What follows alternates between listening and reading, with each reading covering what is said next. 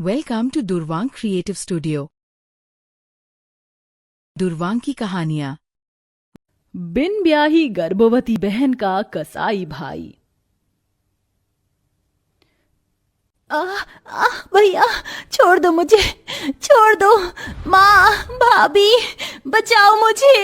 आज तुझे मुझसे कोई नहीं बचा सकता है। मैं तेरी जान ले लूंगा। निरंजन छोड़ दे बेटा, गुस्से में गलत कदम मत उठा।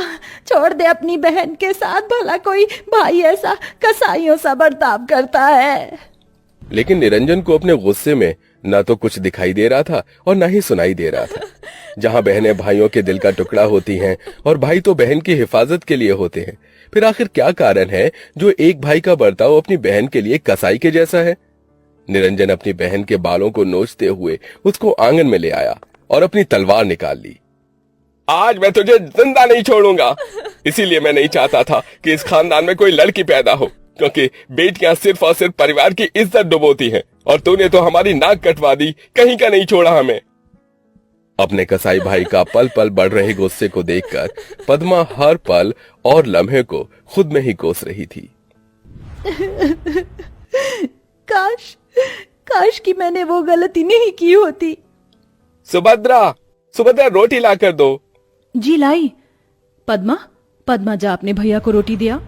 मैं नहीं भाभी, आप मुझे कोई और काम दे दो, लेकिन मौत के मुंह में मत भेजो प्लीज। भैया को रोटी आप दे आओ।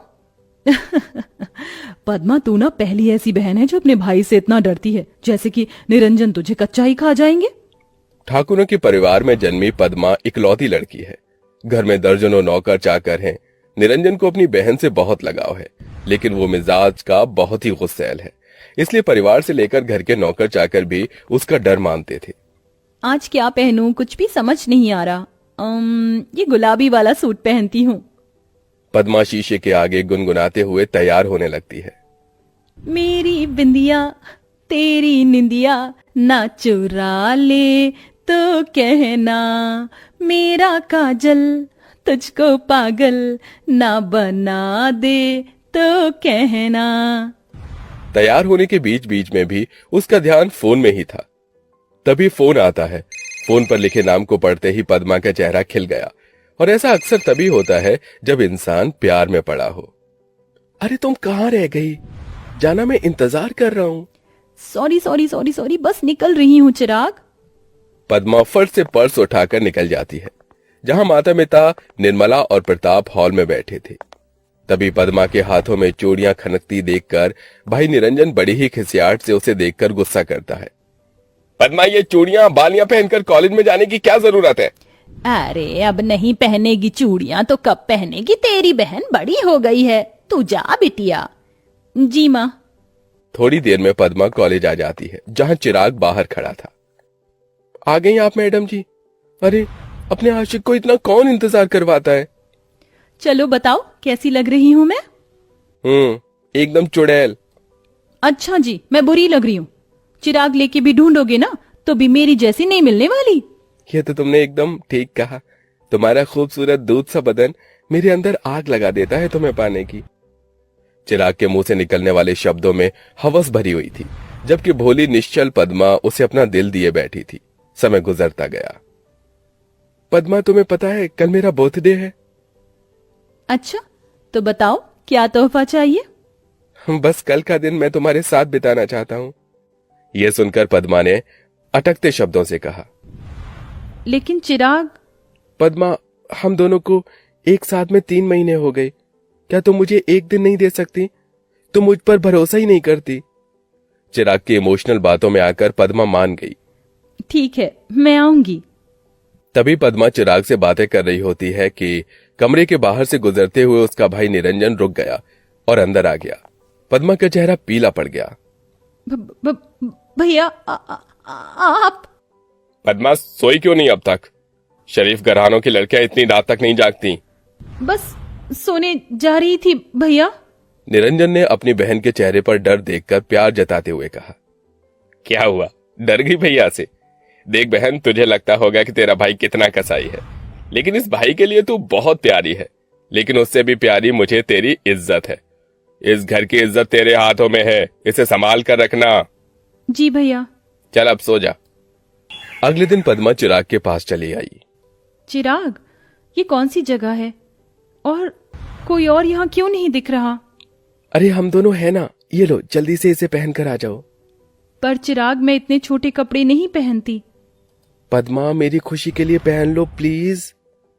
पद्मा रिक्वेस्ट करने पर चिराग की दी हुई शॉर्ट सी ड्रेस को पहनकर आ गई। चिराग हवस भरी निगाहों से उसे देखने लगा और उसे अपने करीब खींच लिया। एक बहन होते हुए पद्मा के दिलो दिमाग में अपने भाई की बातें बार बार आ रही थी। चिराग, हम सही तो कर रहे हैं ना? शादी से पहले ये सब भैया नहीं मानेंगे, ये गलत तो नहीं? पद्मा, मैं कोई ऐसा वैसा लड़का नहीं हूं। I love you so much. और आजकल ये सब कॉमन है और मैं तो तुमसे शादी करूंगा।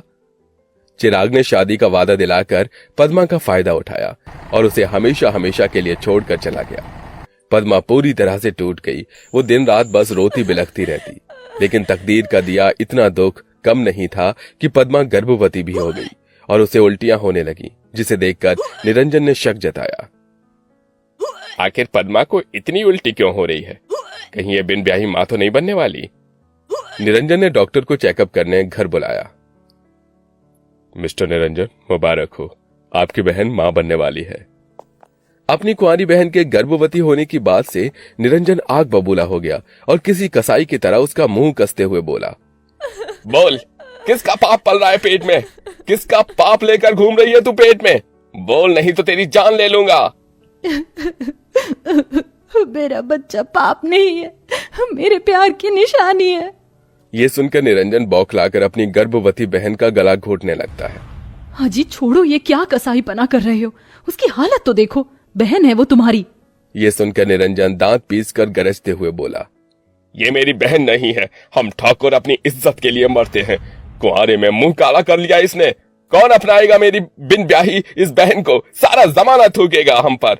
इसके बच्चे को मारना होगा, तभी हम इस बदनामी से बच पाएंगे। यह फैसला सुनाकर निरंजन पैर पटकते हुए चला जाता है।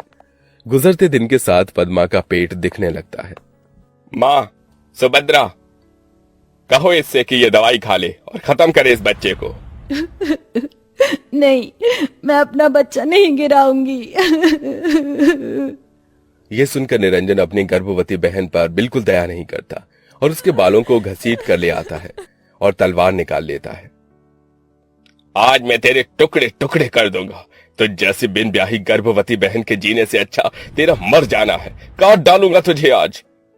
तभी एकदम से पिता प्रताप मुखिया को ले आते हैं। अरे रुक जाओ ठाकुर निरंजन, कैसे भाई हो तुम? अरे भाई तो अपनी बहन के लिए जान देता है और तुम इसकी जान लेने पर तुले हो। अरे इसने पाप किया है मुखिया जी। देखो निरंजन, मैं जानता हूं इसने गलती की है, लेकिन अब जो होना था वो हो गया। पर अगर तुम इसको मारोगे तो तुम भी पाप के भागीदार बनोगे, क्योंकि इसके अंदर एक जान भी पल रही है। इसकी शादी कर दो।